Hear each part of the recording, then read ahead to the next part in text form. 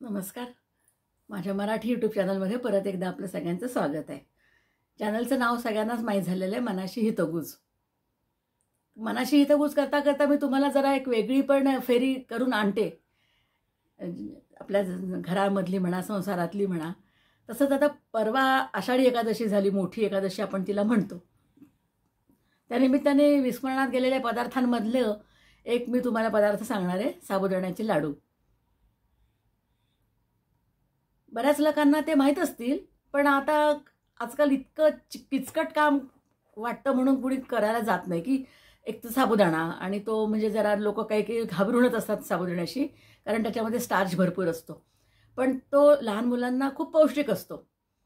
त्यामुळे मग साबुदाण्याचे लाडू कसे करायचे हे मी तुम्हाला सांगते.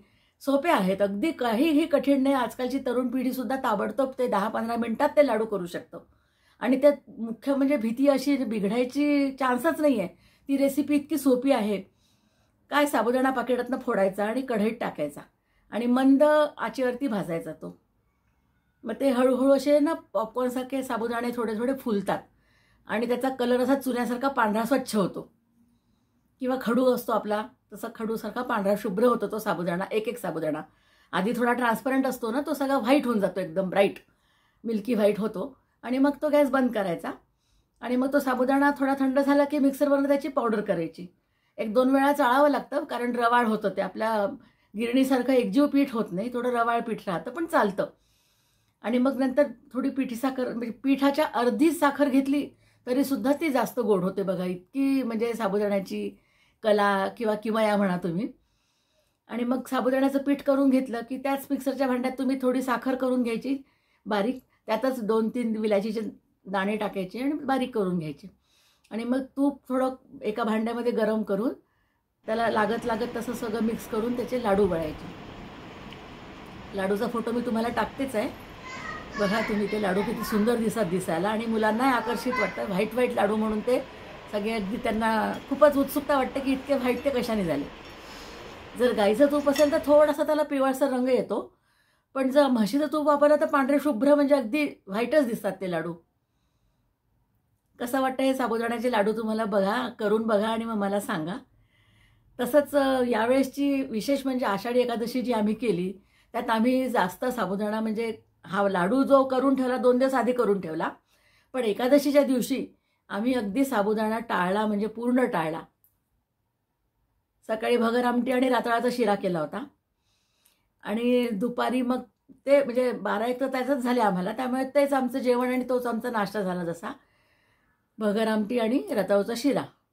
आणि थोडेसे साबुदाणा बटाट्याची चकल्या होत्या चवीला, चव वाढवायला.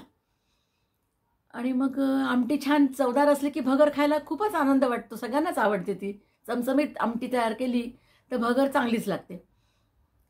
आणि मग रात्री आम्ही भाजणीचे थालीपीठं केले आणि भगर आमटी थोडी होतीच साईडला, ती खाल्ली. साबुदाण्याचा प्रश्नच आला नाही.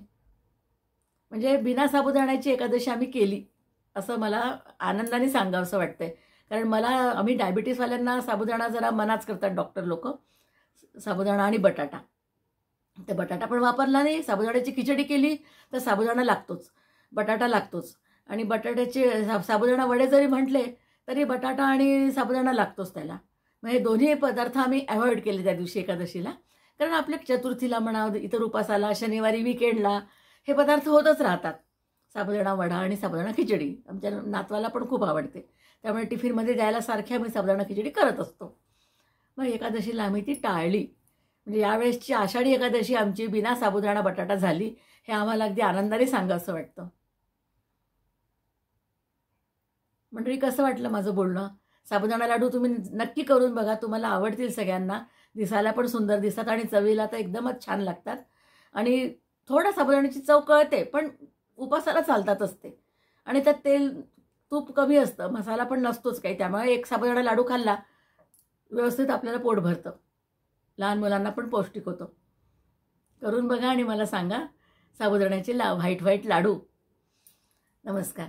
माझा व्हिडिओ कसा वाटला? आवडला असेल तर लाईक करा, सबस्क्राईब करा. धन्यवाद.